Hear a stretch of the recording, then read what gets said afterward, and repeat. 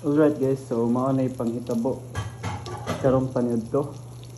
So mana ang palya, then ambot ko kay baon sa ng isda guys, pero pinakagamay nga klaseng isda na ako nakita sa Cebu.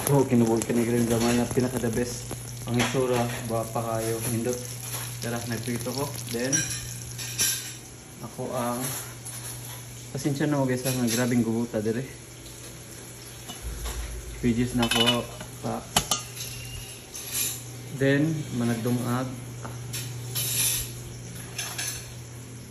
Oh, by the way, so dire ko naghiwa isda o kuan palya.